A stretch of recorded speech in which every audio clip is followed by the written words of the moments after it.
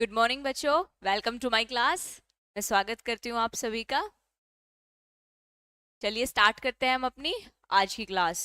जल्दी ऑनलाइन आ जाइए, लाइव आ जाइए सभी के सभी। राधे राधे जी, राधे राधे। आई होप आप सभी की पढ़ाई अच्छी चल रही होगी, अच्छे से मेहनत कर रहे होंगे सबके सब। Good morning, good morning, good morning, very good morning. Radhe Radhe. चलिए स्टार्ट करते हैं हम अपनी आज की क्लास। देखिए, ये हमारा प्रैक्टिस टेस्ट नंबर 5 है। 4 इससे पहले हो चुके हैं, आप हमारे यूट्यूब चैनल पर जाकर देख भी सकते हैं, प्लेलिस्ट में आपको प्रीवियस क्लास भी मिल जाएंगी। और एक चीज याद रखिएगा, हम हर एग्जाम के क्वेश्चंस करा रहे हैं आपको। एसएससी लेवल के, सीएचएसएल के, यूपीएसआई के या जीडी के, यूपी के, हम हर एग्जाम को कवर कर रहे हैं। हर एग्जाम को ध्यान में रखकर आपकी प्रैक्टिस करा रहे हैं। ओके, चलिए तो स्टार्ट करते हैं अपनी क्लास एक कोट के साथ। तू गुर तू गिरकर उठता रहना, कुछ भी हो बस चलते रहना। ठोकरे कब तक रास्ता रोक पाएंगी, अगर कोशिशों में जान है तो किस्मत भी पलट जाएगी। समझ में आया? अपनी मेहनत पर इंसान को इतना ट्रस्ट होना चाहिए कि एक दिन वो अपनी किस्मत बदल देगा। ठीक है बच्चों?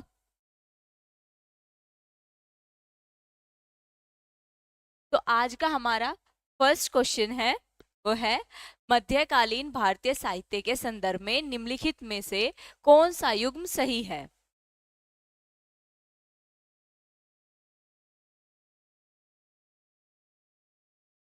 With reference to medieval Indian literature, which of the following pairs is correct? आपको ये बताना है कि जो ये लिखा हुआ है, ये नाम लिखे हुए हैं और उनकी बुक लिखी हुई है, कि इनमें से कौन सा करेक्ट है।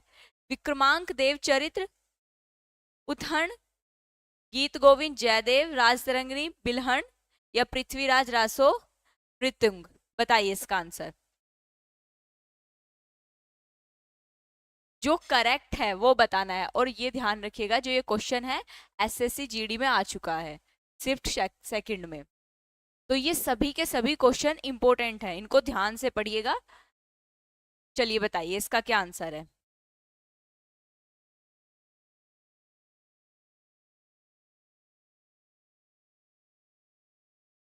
द राइट आंसर इज गीत गोविंद, जो जयदेव जी ने लिखी।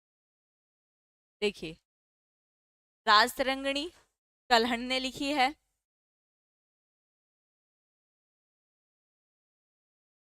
पृथ्वीराज रासो चंद्रप्रदाई ने लिखी है,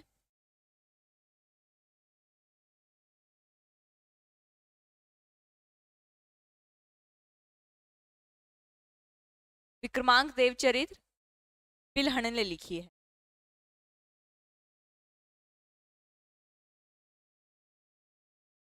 आई होप आपको ये याद हो गए होंगे। देखिए, इन क्वेश्चंस को मैं आपको जो एक्स्ट्रा के जो ऑप्शंस हैं वो भी मैं याद करा देती हूँ, यानी आपके एक क्वेश्चन से 4 क्वेश्चन आपको ऑलरेडी याद हो जाते हैं। तो प्लीज ध्यान से देखिएगा और याद करिएगा। आपको भी पता है कि जीएस का वर्टेज कितना बढ़ता जा रहा है एग्जाम्स में। ठीक है, नेक्स्ट क्वेश्चन। ब्रिटिश ने साल डैश में एंग्लो सिख युद्ध में सिखों को हराने के बाद पंजाब पर कब्जा कर लिया। The British the year after defeating the Sikh in Anglo Sikh war in 700 BC Punjab was extended. बताइए, 1849, 1835, 1839 या 1845? बताइए।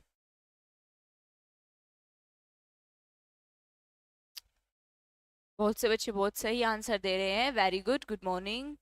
देखिए, इसका राइट आंसर है 1849। मैंने आपको बताया था कि 1839 में महाराजा रणजीत सिंह,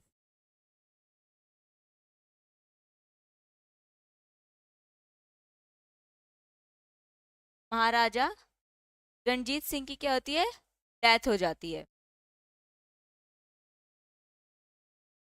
इसके बाद से ही अंग्रेजों की नजर पंजाब पर पड़ जाती है उसे हड़पने के लिए। जो महाराजा रणजीत सिंह हैं, इन्होंने ही क्या किया था, सिख समुदाय के लिए अपना एक साम्राज्य बनाया था। ठीक है, तो जब तक ये जिंदा थे इन्हें शेरे पंजाब की भी उपाधि दी गई है, शेरे पंजाब भी कहा जाता है। जब तक ये जिंदा थे अंग्रेजों की हिम्मत नहीं हुई कि इनके राज्य पर नजर डाल सके या उस पर कब्जा कर लें। लेकिन जैसे ही इनकी डेथ हुई 39 में, उसके 10 साल बाद 1849 में चार्ल्स नेपियर के नेतृत्व में, नेतृत्व का मतलब समझते हैं कि सेना जब गई थी लड़ने तो नेपियर ने क्या किया था, नेपियर ने उस सेना को अपने मतलब गाइड किया था। वो सेना के सेना प्रमुख थे चार्ल्स नेपियर के नेतृत्व में। और हड़पा किसने था ये 1849 में डलहौजी ने ब्रिटिश राज में मिला लिया था इसको। ठीक है, चलिए नेक्स्ट क्वेश्चन बताइए। सिख साम्राज्य की स्थापना निम्नलिखित में से किस भारतीय शासक ने की थी? मैं आपको अभी भी बता चुकी हूं, किसने की थी बताइए। खड़क सिंह, दिलीप सिंह, महाराजा रणजीत सिंह या शेर सिंह। देखिए ये भी क्वेश्चन जो है एसएससी जेई सिविल का है, जो शिफ्ट 1 में आया है। आप देख सकते हैं कि सारे questions PYQ previous year question paper के ही हैं। तो बताइए इसका answer. Very good, good morning. कुछ नए स्टूडेंट भी जुड़ रहे हैं, वेलकम। सिंह, दिलीप सिंह, महाराजा रणजीत सिंह। देखिए राइट आंसर महाराजा रणजीत सिंह। इन्होंने 1799 में सिख साम्राज्य की स्थापना की थी। किसकी? सिख साम्राज्य की।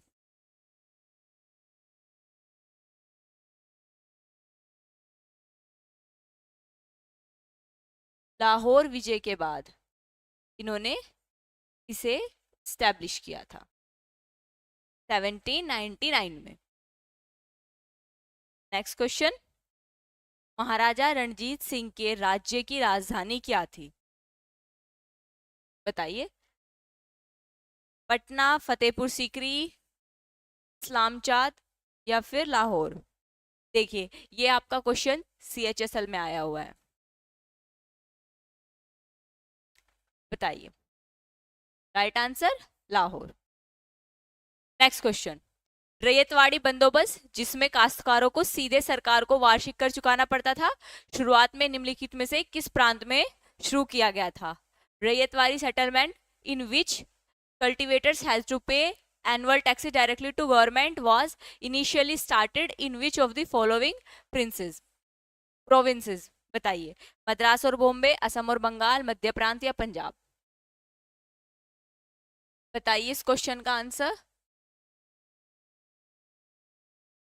देखिए रैयतवाड़ी बंदोबस्त पता है क्या था? गांव के जो बड़े जमींदार थे या जो किसान थे उन्हें कह दिया गया था कि जो पहले मीडियोकर होते थे कि प्रधान को बोल दिया जाता था प्रधान जी आप गांव के बाकी लोगों का टैक्स लीजिए और आके हमें दे दीजिए। लेकिन रैयतवाड़ी सिस्टम में क्या किया गया, लोगों से बोल दिया गया आप डायरेक्ट जाकर सीधा ब्रिटिश गवर्नमेंट को टैक्स पे करें। मीडियोकर्स को, मध्यस्थ जो लोग थे उन्हें खत्म कर दिया था। तो ये रैयतवाड़ी बंदोबस्त कहाँ पे किया गया था? मद्रास और बॉम्बे के क्षेत्र में किया गया था। ठीक है, और ये किसने किया था? कैप्टन रीड और टॉमस मुनरो ने।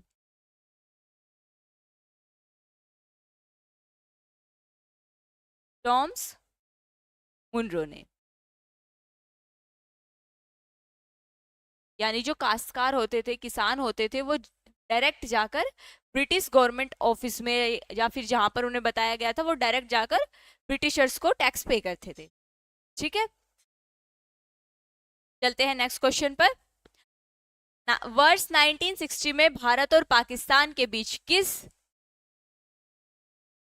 ये जल आएगा यहाँ पर, किस जल संधि पर हस्ताक्षर किए?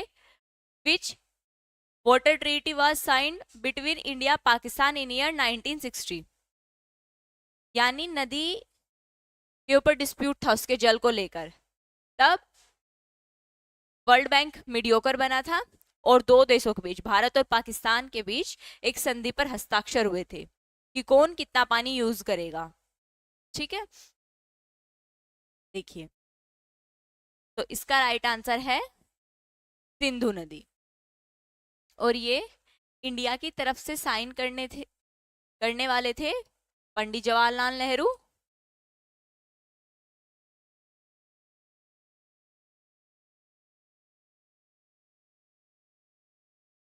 और पाकिस्तान की तरफ से जो थे अयूब खान।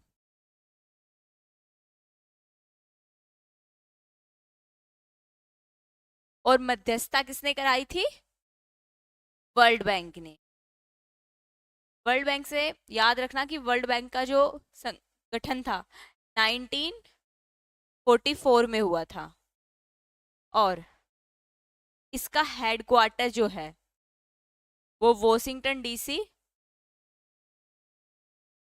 यूएसए में है। इसने भूमिका निभाई थी। ठीक है, चलते हैं नेक्स्ट क्वेश्चन पर। देखिए बच्चों, थोड़ा ध्यान से और सीरियस होके पढ़िए, ईमानदारी से, आपका एग्जाम जरूर निकलेगा, क्योंकि जो मेहनत करते हैं ना उन्हें कोई नहीं रोक सकता दुनिया में। अपने ऊपर विश्वास होना चाहिए बस। देखिए, दुनिया के एकमात्र समुद्र का नाम बताइए जिसके पास भूमि सीमा नहीं है।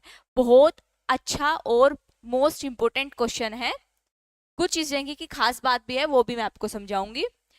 Name the only sea the world which does not have a land border, यानी ये ऐसा सागर है, सी भी है, और ये किसी स्थल से नहीं लगता, यानी इसकी जो बाउंड्री, जो सीमाएं हैं, वो पानी ही बना रहा है, समुद्र ही बना रहे हैं कहीं ना कहीं पे।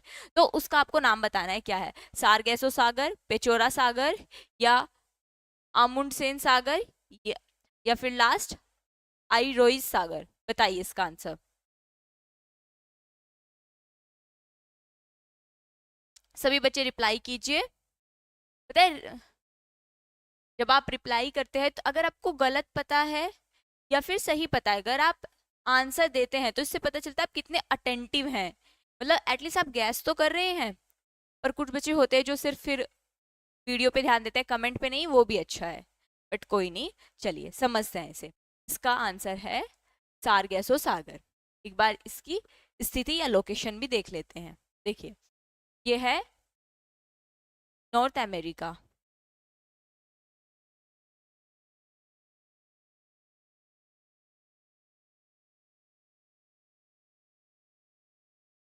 देखिए, ये है क्या? North America.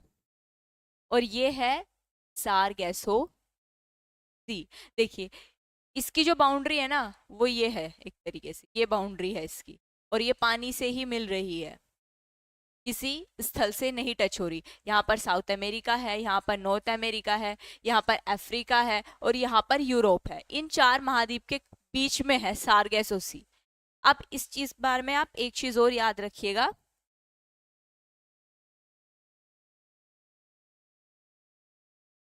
वो ये, एक तो ये देखो गल्फ स्ट्रीम, अगर आप इसे ऐसे डिवाइड कर लेंगे ना तो ये हो जाएगा नॉर्थ, ये हो जाएगा ईस्ट, ये वेस्ट, और ये साउथ। ठीक है, देखिए, तो इसके नॉर्थ में गल्फ स्ट्रीम यानी गर्म जलधारा है, और ईस्ट में कैनरी, कैनरी की जलधारा है जो कि ठंडी जलधारा है, एजोर्स जलधारा। और साउथ में क्या है? नॉर्थ इक्वेटोरियल, नॉर्थ इक्वेटोरियल जलधारा है नॉर्थ में, साउथ में नॉर्थ इक्वेटोरियल जलधारा है। तो जो ये जलधाराएं हैं ये भी याद रखना। अब देखो यहाँ पर क्या चीज हो रही है, यहाँ पर एक ठंडी जलधारा आ रही है, एक गर्म जलधारा मिल रही है, तो यहाँ का टेम्परेचर क्या से हो जाएगा? बैलेंस हो जाएगा। यहाँ का पानी एक तरीके से गुनगुना हो जाएगा, यानी एक तरफ से ठंडा आ रहा है, एक तरफ से गर्म मिल रहा है, तो दोनों का बैलेंस। तो यहाँ पर क्या होगा? फाइटोप्लैंक्टन। फाइटोप्लैंक्टन समझते हैं आप क्या होता है? जिनको मछलियां खाती है, यानी मछलियों का भोजन होता है वो, तो वो ज्यादा होगा क्योंकि टेम्परेचर नॉर्मल है। तो क्या होगा यहाँ पर? इनहेंस होगा, बायो जो यहाँ की बायोडाइवर्सिटी होगी वो बढ़ जाएगी। उससे क्या होगा, जो यहाँ की मछलियां हैं उन्हें अच्छा वातावरण, अच्छा खाने को भोजन मिलेगा, तो इस एरिया में मछली पालन बहुत ज्यादा होगा और यहाँ पर मछलियां अट्रैक्ट होगी भोजन के लिए। तो जो शार्क है, व्हेल है, रे मछली है, डॉल्फिन है, वो यहाँ पर प्रवासी मछली आती है। प्रवासी मतलब वो यहाँ पर प्रजनन के लिए आती हैं, क्योंकि यहाँ का जो टेम्परेचर है वो बैलेंस है। तो ये याद रखिएगा। तो जैसे जैसे अब प्रेजेंट टाइम में ग्लोबल वार्मिंग बढ़ रही है, टेम्परेचर बढ़ रहा है पृथ्वी का, तो जो ये स्पेसिफिक एरिया है इस तरह के जो बायोडाइवर्सिटी को लेकर बहुत ज़्यादा सेंसिटिव जोन है, तो इन पर इम्पैक्ट पड़ रहा है। तो यहाँ पर मछलियाँ मर रही हैं क्योंकि यहाँ का टेम्परेचर बढ़ रहा है। तो इसीलिए कहा जाता है कि पर्यावरण सेव कीजिए, क्योंकि हमें तो अभी महसूस नहीं हो रहा, हम तो नॉर्मली एसी के कमरों में रह रहे हैं, बट एनिमल्स का क्या, उन्हें तो नेचर में ही रहना है। ठीक है, ये भी देख लीजिए एक बार। यहाँ पर जो स्ट्रीम है, धाराएं हैं, वो क्लियर है। ये सारगैसो सागर है, ये देखिए, ये आ रही है नॉर्थ इक्वेटोरियल करंट, यहाँ से north equatorial, north equatorial current, और यहाँ पर नॉर्थ अटलांटिक ओशियन है, अजोर्स यहाँ पर है, गल्फ स्ट्रीम है, नॉर्थ अटलांटिक करंट यहाँ पर है, कैनरी की करंट यहाँ पर है। तो ये धाराएं भी याद रख लीजिए एक बार। ठीक है, देखिए नेक्स्ट क्वेश्चन।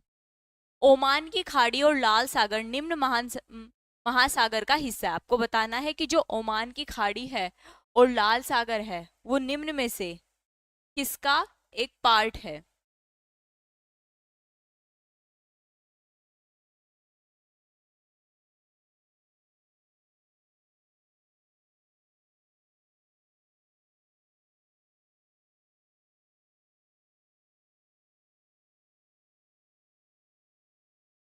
बताइए, हिंद महासागर का, आर्कटिक महासागर का, प्रशांत महासागर का, अटलांटिक महासागर का।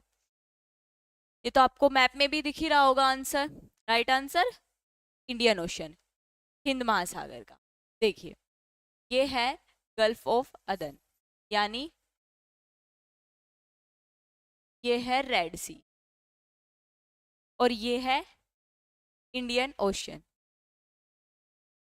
ठीक है, नेक्स्ट मैप में बड़ा करके देख लेते। देखिए, ये रही गल्फ ऑफ ओमान, ये यहाँ पर क्या है, पर्शियन गल्फ है, और ये अरेबियन सी, और यहाँ पर क्या है,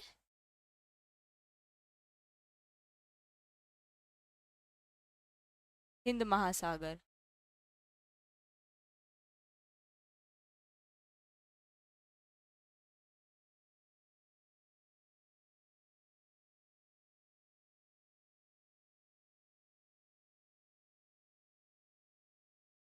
आया आपको समझ, मैप क्लियर है। नेक्स्ट कर दूं, एक बार यहाँ पे फिर से देख लीजिए। यहाँ पर ये सऊदी अरब का पार्ट है, रेड सी है, गल्फ ऑफ अदन है, इंडियन ओशियन है। चलते हैं नेक्स्ट क्वेश्चन पर। हिंद महासागर की सबसे गहरी खाई कौन सी है, पूछिए किसकी, स्पेसिफिक हिंद महासागर की। ये देखिए, सीजीएल के एग्जाम में आया हुआ क्वेश्चन है, तो समझ सकते हैं आप ये कितने इंपॉर्टेंट क्वेश्चन है। ओके, चलिए बताइए। जावा की खाई, एलेंटियन, अटाकामा, या तिनलाई खाई। बताइए क्या आंसर है इसका। सभी बच्चे अटेंटिवली आंसर दीजिए।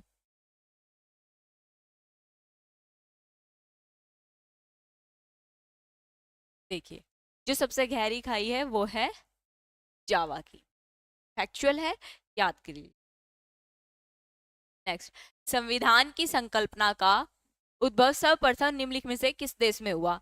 The concept of constitution first originated in which of the following countries. यानी आपको इसमें यह बताना है कि जो कॉन्स्टिट्यूशन है पूरी दुनिया में, सबसे पहले किस देश में बना था? किसने सोचा था कि हमारे देश में एक इस तरीके का संविधान लिखा जाएगा, एक तरीके से बुक बनाई जाएगी, रूल्स होंगे, रेगुलेशन होंगे, जिसमें डिसाइड किया जाएगा कि जो शासक वर्ग होगा उनके पास कितनी पावर है, उन्हें क्या करना चाहिए, और जो पब्लिक होगी, वहां की आम जनता, सिटीजन्स होंगे, उनके पास कौन कौन से राइट होंगे, ताकि वहां के एडमिनिस्ट्रेशन को अच्छे से चलाया जा सके। ठीक है, तो बताइए, इटली, ब्रिटेन, चीन या फ्रांस? बताइए इसका आंसर। राइट आंसर है ब्रिटेन। नेक्स्ट, बांग्लादेश डैश तक पाकिस्तान का हिस्सा था। ये मतलब कि ये बताना है आपको, जिसे पूर्वी पाकिस्तान प्रेजेंट टाइम में बांग्लादेश कहा जाता है, वो कब तक पाकिस्तान का पार्ट था? मैं आपको बता दूं कि इंदिरा गांधी जी ने और हमारे फील्ड फील्ड मार्शल थे उस टाइम पर, मानिक शाह, उन्होंने मुक्ति वाहिनी के साथ मिलकर इनकी मदद की थी पाकिस्तान से अलग होने में। वो भी बहुत बड़ा डिस्प्यूट है, एक पूरी मतलब इंटरनेशनल रिलेशन में इनकी हिस्ट्री है पूरी, की कैसे कैसे हुआ। जब हम स्टैटिक पोर्शन की क्लास लेंगे तब एक्सप्लेन करेंगे उसे अच्छे से। तो बताइए, 1947 से 73, 79, 75 या 71 तक? बताइए क्या आंसर है।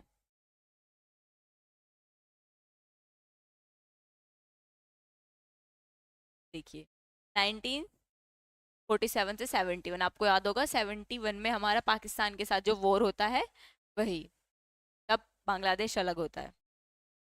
नेक्स्ट, वर्साई की संधि किस वर्ष में हस्ताक्षरित हुई? In which year was the treaty of Versailles? ये भी एसएससी एमटीएस का आया हुआ क्वेश्चन है और 2011 का ही है। अब ये ध्यान रखना, ये वर्साई की ट्रीटी है, एक वर्सा पैक्ट होता है जो नाटो के अगेंस्ट में रशिया और जो ईस्ट यूरोप है मिलकर बनाते हैं, वो अलग है। यहाँ पर ट्रीटी की बात हो रही है, वर्साई की ट्रीटी। चलिए मैं हिंट देती हूँ इसका। जो वर्साई की ट्रीटी थी, ये फर्स्ट वर्ल्ड वॉर जब खत्म हुआ था उसके बाद मित्र राष्ट्रों और उससे संबंधित देश ने किसके साथ किया था? जर्मनी के साथ। इन लोगों के बीच हुई थी ये ट्रीटी। मतलब इसमें कहा गया था कि भाई युद्ध नहीं करेंगे, चलिए शांत हो जाइए। और ये कह रहे थे चलो भाई, अब जो जो तुमने हमारा खर्चा कराया है ना युद्ध करने में, हमने पहले तुम्हारे लोगों को मारा, अब तुम्हें उसका पैसा भी तो देना है, हमारे लोग मरे, हमारे सैनिक मरे हैं। तो ये वही ट्रीटी है। तो आप गैस कर सकते हैं कि फर्स्ट वर्ल्ड वॉर कब होता है हमारा? 1914 से 1918 तक। तो देखिए, सिंपल सी बात है, अगर 18 में वॉर फिनिश हो रहा है तो 19 में ही ट्रीटी होगी। ये तो बहुत दूर है, एलिमिनेशन मेथड से आप कर सकते हैं। नेक्स्ट, निम्नलिखित में से कौन स्वतंत्र भारत के प्रथम कानून मंत्री थे? यानी बताना है फर्स्ट लॉ मिनिस्टर कौन थे भारत के? पट्टाभी सीतारामैया, डॉक्टर भीमराव अंबेडकर, मौलाना आजाद या लियाकत अली खान? बताइए। The right answer, doctor Bhimrao Ambedkar. SSC JE का क्वेश्चन है ये। नेक्स्ट, बी आर अंबेडकर स्वतंत्र भारत के पहले मंत्री थे, कानून मंत्री। ये भी सेम क्वेश्चन था। अब मैं आपको बता दूं, देखो कुछ चीजें याद रख लीजिएगा, जैसे हमारे स्वतंत्र भारत के प्रथम रक्षा मंत्री थे बलदेव सिंह, इसे ऐसे याद रख लेना। इसमें आ रहा है क्या? बल। और जिसमें पावर होगी, शक्ति ज्यादा होगी, तो वही रक्षा कर सकता है देश की। कानून मंत्री का तो आपको नॉर्मल सी बात है भाई, संविधान बनाने में ड्राफ्ट कमेटी के अध्यक्ष थे डॉक्टर भीमराव साहब, तो उन्हीं कानून मंत्री बनाया गया। शिक्षा मंत्री देखिए, मौलाना अबुल कलाम आजाद। अब्दुल कलाम आजाद को डॉक्टर एपीजे अब्दुल कलाम से याद रख लेना, कि पढ़ने में वो भी इंटेलिजेंट थे। तो फर्स्ट जो हमारे शिक्षा मंत्री थे अबुल कलाम आजाद थे। ठीक है। नेक्स्ट, जो स्वास्थ्य मंत्री थी हमारी, वो थी अमृत कौर, राजकुमारी अमृत कौर। जो रक्षा मंत्री थे, जो विदेश मंत्री थे और प्राइम मिनिस्टर भी थे, अब कंगना रनौत पे मत चले जाना, सुभाष चंद्र बोस।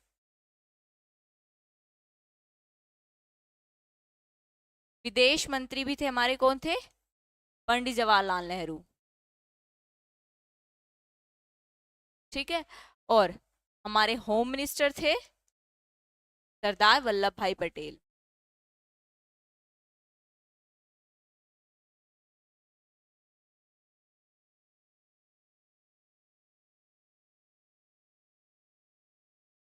सरदार वल्लभ भाई पटेल।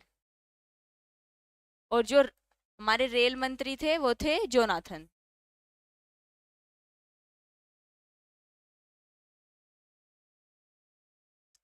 ठीक है, एक बार इन्हें नोट कर लीजिए या एक बार बस पढ़ लीजिए। ये जोनाथन नहीं, जोन मथाई है, मथाई, करेक्ट कर ले, जोन मथाई।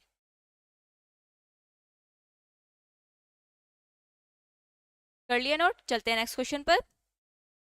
संविधान सभा के संवैधानिक सलाहकार कौन थे, यानी एडवाइजर, जो बताते थे, एडवाइस देते थे कि भाई अगर कहीं पर कुछ प्रॉब्लम आ रही है तो ये बता देते थे कि ऐसा नहीं ऐसा कर लीजिए, या फिर हमें ये चीज उस देश के कॉन्स्टिट्यूशन से उठा लेनी चाहिए। ये बहुत पढ़े लिखे, बहुत ज्यादा पढ़े लिखे लॉयर थे ये। इन्होंने हर देश के संविधान इन लोगों ने पढ़े थे, वहां से चीजें पढ़ी और उन्हें अपने देश के हिसाब से बनाना बहुत बड़ी चीज थी ये। जिस देखिए इतना अच्छा संविधान लिखा गया था कि हमारा देश आज भी लोकतांत्रिक है। बहुत सारे देश हमारे साथ ही आजाद हुए थे जिनके कॉन्स्टिट्यूशन कोलैप्स कर गए, वहां की सरकारें गिर गई, वहां पर सेना का शासन आ गया, बट हमारे देश में ऐसा नहीं हुआ। तो सोचो हमारे देश में कितने पढ़े लिखे लोग रहे होंगे जिन्होंने गुलामी गुलामी में रहने के बाद, पहले तो गुलामी से आजाद हुए और उसके बाद पढ़ाई भी की, अपना देश चला के भी दिखाया। नहीं तो लोगों को लगता था जब ब्रिटेन हमें आजाद करके गया था कि भाई ये तो लंगड़ा लूला देश है, यहाँ से संसाधनों का दोहन इन लोगों ने वैसे ही कर लिया, ये कैसे अपने दम पर चलेगा। तो ये काबिलियत ही है हमारे देश के पढ़े लिखे लोगों की। और हम सब लोगों को भी उन्हीं बुद्धिजीवियों में शामिल होना है। ये क्वेश्चन भी देखिए 2 बार पूछा गया है, जेई सिविल में और एमटीएस में। तो कुछ क्वेश्चंस ऐसे होते हैं जो मोस्ट इंपोर्टेंट होते ही है, आयोग का ध्यान वहां पे जाता ही है। बताइए, राजेंद्र प्रसाद, CN राव, डॉक्टर अंबेडकर साहब या TT कृष्णमाचारी, बताइए।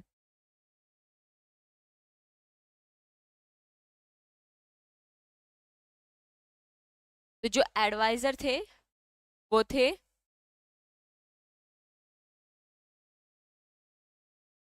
PN राव। जो राजेंद्र प्रसाद हैं ये अध्यक्ष थे स्थायी संविधान सभा के। डॉक्टर भीमराव अंबेडकर पहले कानून मंत्री और इसके साथ साथ ड्राफ्ट कमेटी के अध्यक्ष थे। TT कृष्णाचार्य ड्राफ्ट कमेटी के मेंबर थे। ओके, और धन्यवाद बच्चों इतना प्यार और सपोर्ट देने के लिए। प्लीज शेयर कर दीजिए क्लास। चलिए बढ़ते हैं नेक्स्ट क्वेश्चन पर।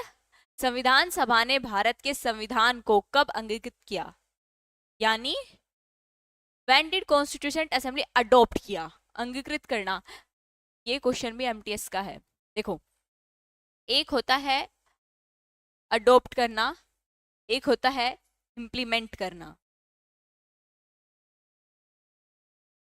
अडॉप्ट का मतलब होता है कि जब सभी लोगों ने बना दिया संविधान और बना के बोल दिया कि भैया हमारी तरफ से ये देश का संविधान कंप्लीट है, अब हम कभी भी इसे लागू कर सकते हैं, हमने सारे रूल्स और रेगुलेशन बना दिए, ठीक है। और उन्होंने लास्ट में साइन कर दिया कि भाई हमारी तरफ से काम कंप्लीट, हमारी तरफ से काम कंप्लीट। वो होता है अडॉप्ट करना, कि भाई हमने कंप्लीट कर दिया अपना काम। और एक होता है इम्प्लीमेंट करना। इम्प्लीमेंट का मतलब होता है कि उसका क्रियान्वित कर दिया, कि आज से हमारे देश में संविधान लागू होगा। तो इनकी 2 डेट है, इनमें बच्चे ज्यादातर गलती कर देते हैं, अंगीकृत में और इम्प्लीमेंट में उनको डिफरेंस नहीं पता होता और वो क्वेश्चन गलत कराते हैं।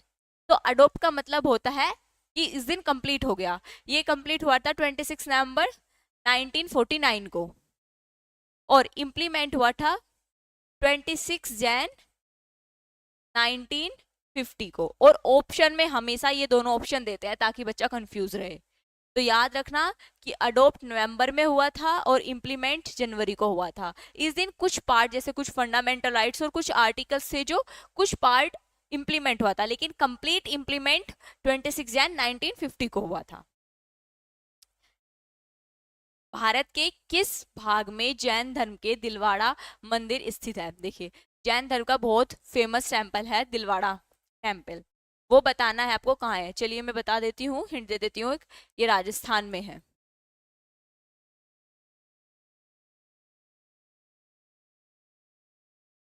बताइए। जो जैन धर्म का दिलवाड़ा मंदिर है ये माउंट आबू में है, माउंट आबू में।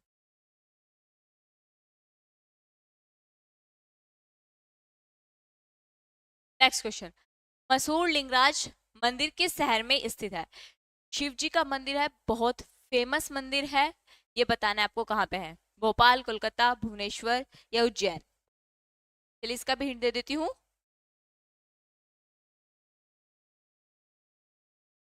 भुवनेश्वर, वेरी गुड, इसका आंसर है भुवनेश्वर, जो कहाँ पर है, उड़ीसा में है। ये शिव जी को समर्पित मंदिर है, याद रखना, शिव मंदिर है। लिंगराज से ही समझ जाइए आप, यानी शिव जी का मंदिर।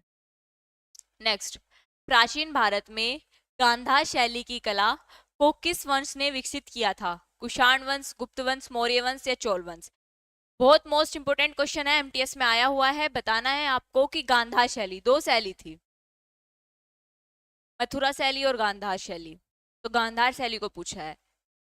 गांधार शैली में बेसिकली मूर्तियां बनाई जाती थी। बताइए। देखिए, इसका राइट आंसर है कुषाण। और अगर कुषाण में भी स्पेसिफिक पूछा जाए तो राजा आएंगे कनिष्क, कनिष्क के टाइम पर बहुत फेमस शासक हुए हैं ये अपने वंश के। चलते हैं नेक्स्ट क्वेश्चन पर। पीआईएल का पूर्ण रूप क्या है? यानी आपको पीआईएल की फुल फॉर्म बतानी है, जेई मैकेनिकल में पूछा गया है, ये भी मोस्ट इंपोर्टेंट है, पीआईएल में पूछ सकते हैं आपसे। पता है पीआईएल क्या होता है? एक याचिका होती है जिसमें कोई भी आम जनता, अगर उन्हें लग रहा है कि पब्लिक से रिलेटेड कोई समस्या है जिससे बहुत लोग प्रभावित है, या महिलाओं से रिलेटेड है, पब्लिक हेल्थ से रिलेटेड है, बच्चों से रिलेटेड है, जिस पर बड़े स्तर पर लोग प्रभावित हो रहे हैं, तो हम एक पेटिशन डाल सकते हैं सुप्रीम कोर्ट में कि सर हमें ऐसा ऐसा लग रहा है कि इस क्षेत्र में ये चीज गलत हो रही है, ये इस क्षेत्र में माइनिंग ज्यादा हो रही है, यहाँ पर फैक्ट्री इंपैक्ट कर रही है गर्ल्स की हेल्थ पर, बच्चों की हेल्थ पर, या फिर देश में ये जो लॉ लाया गया है ये गलत है, ऐसा नहीं होना चाहिए। तो इस तरीके से पेटिशन डाली जाती है सुप्रीम कोर्ट में। तो वो बताना है आपको उसकी फुल फॉर्म क्या है। और सुप्रीम कोर्ट के दो जज थे, सुप्रीम कोर्ट के दो जज थे जिन्हें मतलब पीआईएल का जनक कहा जाता है, कि फर्स्ट टाइम उन्होंने इंट्रोड्यूस किया था भारत में कि भाई इस तरीके से अगर आम जनता है, किसी कोई लोग है जिनको लगता है तो वो पीआईएल डाल सकते हैं। पूर्व जज रहे हैं सुप्रीम कोर्ट के, आपने नाम भी सुना होगा, एक तो भगवती जी रहे हैं और दूसरा कृष्ण अय्यर रहे हैं, उन्हें इनका जनक भी कहा जाता है। देखिए, पीआईएल की फुल फॉर्म है public interest litigation, public interest litigation. Next question, लोक अदालतें किसके अधीन बनाई गई हैं? कानूनी सुलह अधिनियम, विधिक सेवा प्राधिकरण, न्याय अधिनियम का प्रशासन, या पंचायत और सुलह अधिनियम? सबसे पहले तो आप ये जान लीजिए कि जो लोक अदालत होती है, लोक अदालत क्या होती है? लोक अदालत बेसिकली क्या है, स्पेसिफिक क्षेत्रों में, जिलों में एक कोर्ट सेल, एक अदालत बना दी गई है जहां पर रिटायर्ड जज ही होंगे, और भी लोग होते हैं, वो सिर्फ क्या करते हैं, जो घरेलू मामले होते हैं, पारिवारिक झगड़े होते हैं, जैसे डाइवोर्स का हुआ, जमीन को लेकर डिस्प्यूट हो गया, इस तरह के झगड़े वो सुलझाते हैं, शॉर्ट कर देते हैं, मतलब वहां पर मीडियोकर का काम करते हैं, दोनों पक्ष आ जाते हैं और वहां पर ज्यादा लंबे केस नहीं चलते, वकीलों को ज्यादा पैसा नहीं देना पड़ता। तो इस तरीके से बहुत अच्छी एक पहल की गई थी देश में कि लोक अदालत बनाई दी जाती है, ताकि कोर्ट्स पर ज्यादा बर्डन ना पड़े, क्योंकि वो जो आपराधिक मामले होते हैं उन्हें ज्यादा से ज्यादा सोल्व कर सके, इसलिए लोक अदालतें बनाई गई थी भारत में। आज भी चलती हैं स्थानीय स्तर पर और बहुत अच्छा रोल प्ले कर रही हैं, बहुत अच्छा इनिशिएटिव था भारत सरकार का ये भी। तो ये विधिक सेवा प्राधिकरण अधिनियम 1987 के तहत बनाई गई थी, ये ईयर भी याद रख लें, ठीक है। भारत के संविधान का कौन सा अनुच्छेद सर्वोच्च न्यायालय के न्यायाधीश को हटाने की प्रक्रिया का निर्धारण करता है? यानी आपको बताना है कि डायरेक्ट इसमें ये पूछ रहा है कि अगर इम्पीचमेंट लाना है एक तरीके से सुप्रीम कोर्ट के अगेंस्ट, न्यायाधीशों के अगेंस्ट, अगर उन्हें उनके पद से हटाना है, उन्हें हालांकि हटाया जा सकता नहीं, क्योंकि जज बनना, आईएएस अधिकारी बनना ये अपने आप में बहुत बड़ी चीज है। जितना मुश्किल ये बनने में है ना, उतना ही मुश्किल इन्हें हटाने में भी है, क्योंकि पूर्ण बहुमत से पेटिशन वगैरह मतलब जो पारित करना होता है इनके लिए सदनों में। तो आपको बताना है कि कौन सा आर्टिकल है, इन्हें हटाने से रिलेटेड कौन सा आर्टिकल है, 124, 104, 139 या 368? बताइए इसका आंसर।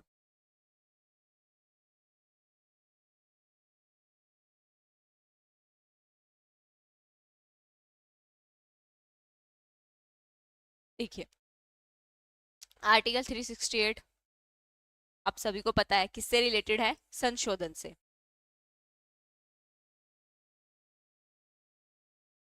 आर्टिकल 139 किससे रिलेटेड है, और आर्टिकल 124, 104 बताइए। इसका राइट आंसर है आर्टिकल 124 जो सुप्रीम कोर्ट से रिलेटेड है। सुप्रीम 124 का भी सब क्लोज 4 इनसे हटाने की बात करता है। जो आर्टिकल 139 है वो सुप्रीम कोर्ट को रिट जारी करने की शक्ति देता है। 32 में रिट जारी करते हैं 5, और उससे अलग अगर सुप्रीम कोर्ट को कोई रिट जारी करनी होगी किसी काम में तो वो आर्टिकल 139 के तहत आएगा। ठीक है, जो आर्टिकल 104 है वो SC ST के आरक्षण से संबंधित। देखिए बच्चों, ध्यान दीजिए यहाँ पर। अच्छा, आप सभी को क्लास तो अच्छी लग रही है ना? बोरियत तो फील नहीं हो रही कि मैम पता नहीं क्या पढ़ा रही है, कहाँ से, कुछ इस तरीके का कुछ डाउट तो नहीं है? ठीक है, थैंक यू। चलिए चलते हैं नेक्स्ट क्वेश्चन पर। निम्नलिखित राष्ट्रवादी नेताओं में से कौन सा, किसका नाम उपनाम महामना था? मतलब कि आप बताना है कि किन्हें महामना के नाम से भी जाना जाता है। मदन मोहन मालवीय, दादा भाई नौरोजी, सुरेंद्रनाथ बनर्जी या मोतीलाल नेहरू? बताइए। राइट आंसर मदन मोहन मालवीय जी। और ये भी SSC JE के इलेक्ट्रिकल एग्जाम में आया हुआ है। निम्नलिखित में से किसे कायद ए आजम का नाम दिया गया? तो गैस ही कर लीजिए भाई, बड़ा कायदे आजम अपने आप को पता नहीं क्या समझते थे। महात्मा गांधी, जवाहरलाल नेहरू, सरदार वल्लभ भाई पटेल या मोहम्मद अली जिन्ना? Right answer Mohammad Ali Jinnah. ये भी SSC CGL में पूछा गया क्वेश्चन है। गांधी निम्नलिखित में से किन्हें आजाद शत्रु के नाम से बुलाते थे? मतलब उन्होंने उपाधि दी थी, उन्हें उनके अंदर आजाद शत्रु वाले गुण नजर आते थे। लाला लाजपत राय, बाल गंगाधर तिलक, भगत सिंह या डॉक्टर राजेंद्र प्रसाद? बताएं।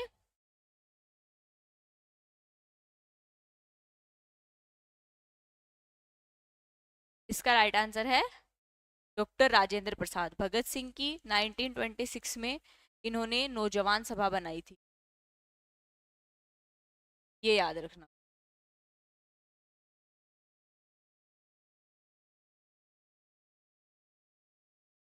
लाला लाजपत राय, लाल बाल पाल, मैंने आपको बताया था कांग्रेस के किसी भी अधिवेशन के अध्यक्ष नहीं रहे हैं, लेकिन एक स्पेशल प्रोविजन किया गया था लाला लाजपत राय जिसमें अध्यक्ष बने थे। वो बताना है, मैंने आपको प्रीवियस क्लास में कराया है। कमेंट बॉक्स में मुझे इसका आंसर चाहिए। और बाल गंगाधर तिलक वही है जो होम रूल आंदोलन चलाएंगे 1916 में, और इनके साथ एनी बेसेंट भी चलाएंगी। और ये भी बता चुकी हूँ मैं कहाँ से चलाते हैं, तो आपको बताना है कि महाराष्ट्र और पूना में से कहाँ से एनी बेसेंट चलाती हैं और कहाँ से बाल गंगाधर तिलक जी चलाते हैं होम रूल लीग आंदोलन। अब चलते हैं नेक्स्ट क्वेश्चन पर। किस स्वतंत्रता सेनानी ने महात्मा गांधी को पहली बार राष्ट्रपिता कहकर संबोधित किया? राष्ट्रपिता, फादर ऑफ द नेशन, ये बताइए। ये भी CHSL के एग्जाम में आया हुआ क्वेश्चन है। बताना है आपको कि किसने राष्ट्रपिता कहा था, फादर ऑफ द नेशन।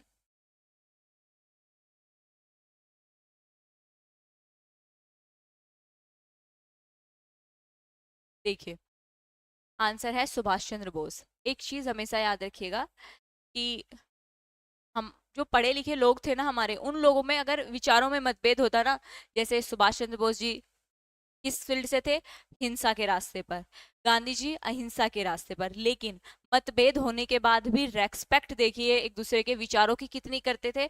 और आप उपाधियों से भी समझ सकते हैं कि अगर ये सामने वाले को रेस्पेक्ट दे रहे हैं और उनके विचारों को भी एक्सेप्ट कर रहे हैं जबकि उनकी थॉट नहीं मिल रही। आज के टाइम पे तो ऐसा होता है कि भाई अगर हमारी सामने वाले को बात अच्छी नहीं लगी तो हम उसकी पिटाई कर देंगे या फिर उससे बात नहीं करेंगे, उसे बोल देंगे कि ये तो पागल है, उसकी बुराइयां करने लग जाएंगे। लेकिन ऐसा नहीं था। ये चीजें हमें समझनी चाहिए, हमें अपनी हिस्ट्री से इन चीजों को सीखना चाहिए। यहीं पर इंपॉर्टेंट रोल प्ले करती है हिस्ट्री। जो हमें लगता है ना कि भाई हम क्यों पढ़ते हैं, हिस्ट्री बोरिंग है, किसी भी इंसान के चरित्र निर्माण में, देश के चरित्र निर्माण में अपनी प्रीवियस गलतियों से सीखने के लिए ही हिस्ट्री होती है कि हमने कभी पास्ट में कोई गलत चीज की थी, अब हमें उसे सुधारना है। ठीक है बच्चों।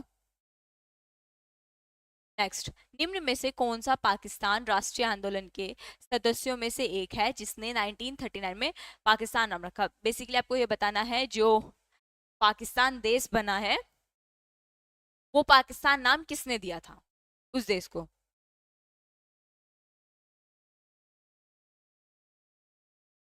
बताइए।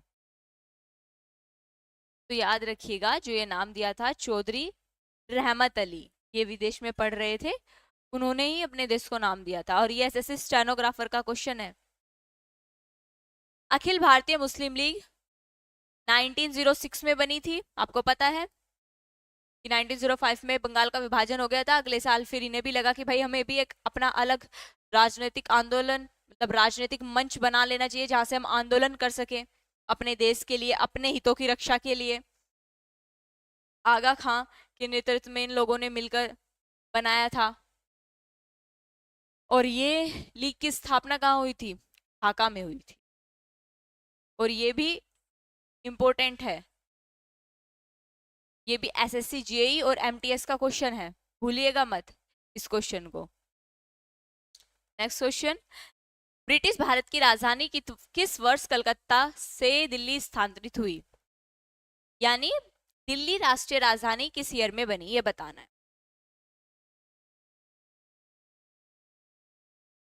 राइट आंसर है 1911 में। तो बच्चों आज की क्लास यहीं तक थी। मैं आशा करती हूँ आपको मेरी क्लास पसंद आई हो, और अगर पसंद आई हो तो प्लीज़ शेयर कीजिएगा, सब्सक्राइब और लाइक, और अगर आपको कोई डाउट है तो कमेंट भी कीजिएगा। मिलते हैं नेक्स्ट क्लास।